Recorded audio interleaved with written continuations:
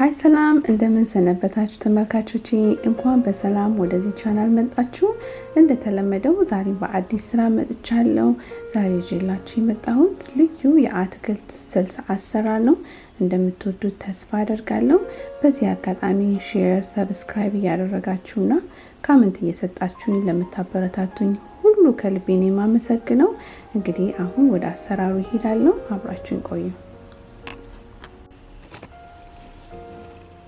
ያው እዚህ ጋር እንደምታዩት በዋንኛ ለስራው የሚያስፈልጉኝ ነገሮች አስቀምጫለሁ። የተቀቀለ ቲማቲም፣ በርበሬ፣ ነጭ ሽንኩርትና ዝንጅብል፣ ቶማቶ ፔስት። ይሄ ደግሞ ቻዮቴ ተብሎ የሚጠራው የስኳሽ ዘር ነው። ብዙ ጠቃሚ ነገሮች በውስጡ አሉትና ብናዘወትረው ጥሩ ነው ብዬ ላለሁኝ።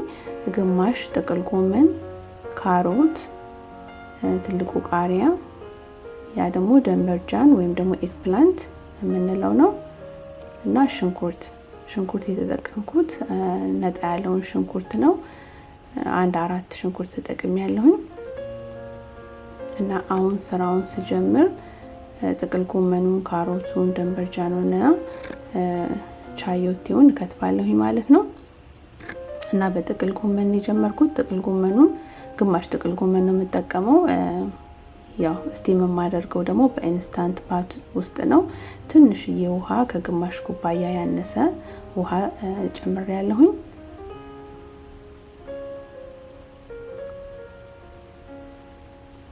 ኤግፕላንት ደግሞ ስትገዙ ከቻላችሁ አነስ ያለውን ብትገዙ ጥሩ ነው። ምክንያቱም አነስ ያለ እንደዚህ ሲሆን ከፊት ለፊቱ እንዳያችሁት ምንም አይነት ፍሬ የለውም እና ያው ከወፈረና ተለቅ ያለ ከሆነ ግን በጣም ብዙ ፍሬ ይኖረውና አንዳንዱ ደግሞ ጠንካራ ፍሬ ስለሚሆን ሲበላ አይመችምና አነስ ያለው ውስጥ የሚገኘው ፍሬ ግን ያው ቢበላ ምንም ችግር ስለማይኖረው አነስ ያለውን ብትመርጡ ጥሩ ነው ብዬ ላለሁኝ። እኔ በኢንስታንት ፓት ነው የምጠቀመው። እናንተ ግን በምትፈልጉት መጠቀም ትችላላችሁ። በድስትም ትንሽ ውሃውን በርከት አድርጋችሁ ያው እንደ መቀቀልን ያህል ነው። ያው አትክልቱ እስከሚደርስ ድረስ መቀቀል ነው ማለት ነው። ደግሞ ፕሬሸር ኩከርም ካላችሁ ስሎ ኩከርም ካላችሁ ባላችሁ መርጣችሁ ማድረግ ትችላላችሁ።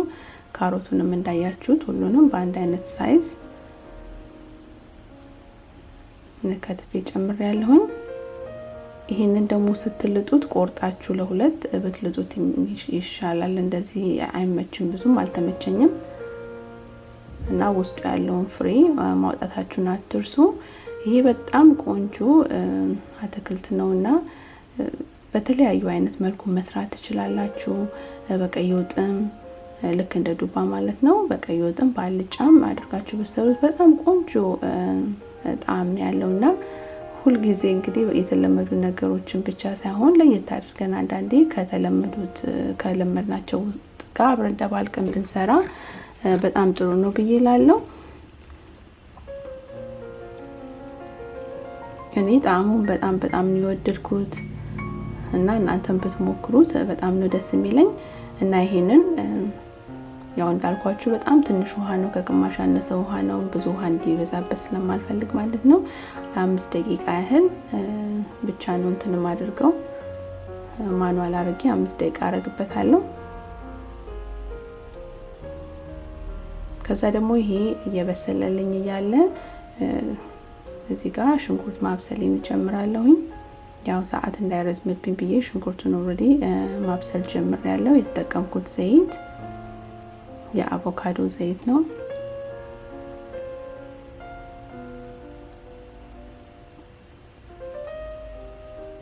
ከዛ ያው ሶሱን ለማጣፈጥ የተለያዩ ቅመሞችን እንጠቀማለሁ። እዚህ ጋር የጨመርኩት ኮረሪማ፣ ትንሽ እርድ ጨምራለሁ። ለምን ብዙ በርበሬ ስለማላበዛበት እርዱን እንኳን ያው መልኩን እንዲያሳምረው ነው እንጂ ሌላ ምንም ነገር የለውም።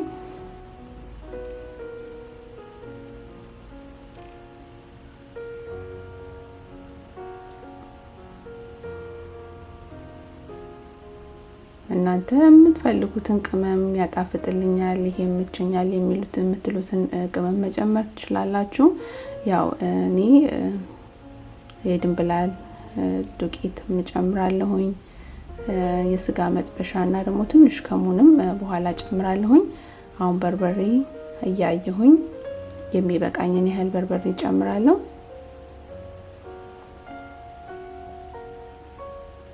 እየቆየ በርበሬው ስለሚቀላ ቀስ እያልኩ እየጠበቅኩት ነው የምጨምረው። ያው እንዳልኳችሁ እዚህ ጋር የድንብላል ቅመም ሩብ ማንኪያ የሚሆንና ከሙን በጣም ትንሽ ነው የምጨምረው። ብን ነው የማደርገው ምክንያቱም ከሙን አንዳንዴ በጣም ትንሽ አለፍ ያለ ከጨመራችሁበት በጣም ጎልቶ ነው የሚሰማውና ከሙን ስትጨምሩ መጠንቀቅ መቻል አለባችሁ። ያው ኦልሞስት ከግማሽ ማንኪያ ያለፈ የስጋ መጥበሻ ነው የጨመርኩት። ያው ስጋ መጥበሻ ምንም ቦታ ውስጥ ቢገባ ስለሚያጣፍጠው ቢበዛም ምንም አይደለም። ያው የተቀቀለ ቲማቲም ነው የተጠቀምኩት። የቀቀልኩበት ምክንያት ያው ልጣጩን ለመላጥ ብዬ ነው እንጂ ዝም ብላችሁ ከትፋችሁ መጨመር ትችላላችሁ። ያው ቲማቲሙን በደንብ በስሏል፣ ያው ሙክክ ብሏል። ያው እንደምፈልገው ሆኖ ቆንጆ ሆኗልና በቃ እዚህ ላይ ቀረኝ ነጭ ሽንኩርትና ዝንጅብል በርከት አድርጌ ጨምራለሁ። ከዛም ደግሞ ትንሽ በኋላ አንድ ማንኪያ የማይሞላ ቶማቶ ፔስት በርበሬውን ትንሽ ለስለስ እንዲያደርግልኝ ብዬ ነው። እና የግድ ቶማቶ ፔስት መጨመር የለባችሁም፣ አስፈላጊ አይደለም። ያው እኔ ትንሽ በርበሬውን ስለጨመርኩበት እንዳያቃጥል ለማለስለስ የተጠቀምኩበት ዘዴ ስለሆነ ነው።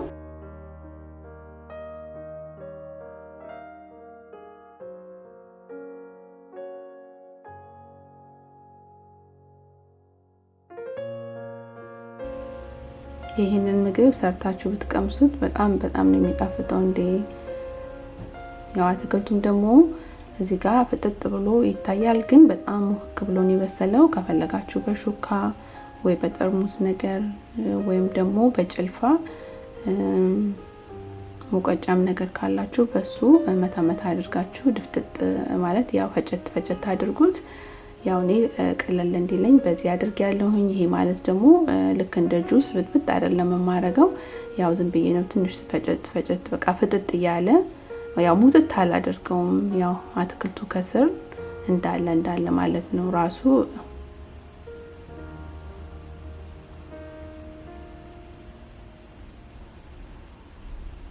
ያው በሹካም ወይ በሌላ ነገርም እንደዚህ ብትፈጩት ያው እንደዚህ ይሆናል ማለት ነው። ያው እንዳያችሁት ያው ልክ እንደ ጁስ እንደተመታ አይደለምና ያው ፈጠጥ ያለ ነው። ውሃም ደግሞ ብዙ የለውም። አሁን እሱ እንደዚህ ውስጥ ጨምራለሁ።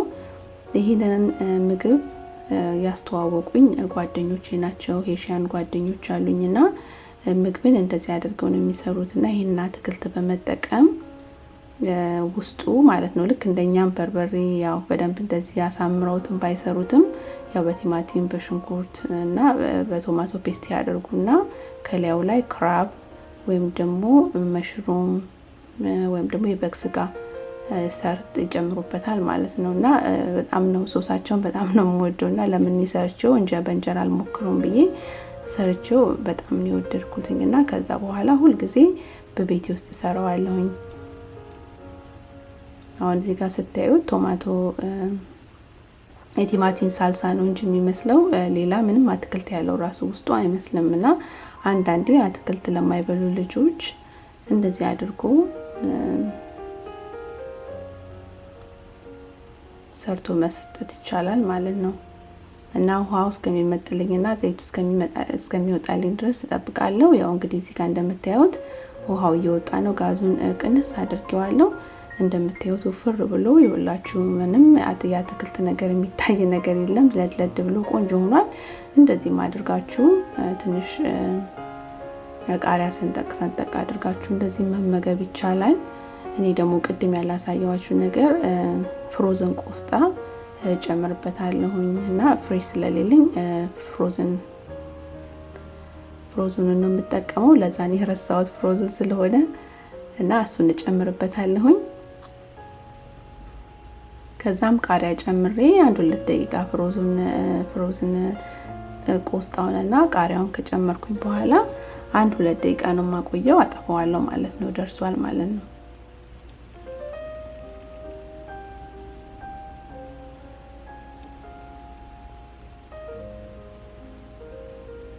እነሱ እንደውም ሲሰሩት ቆስጣውን በርከት አድርገው ነው የሚጨምሩት።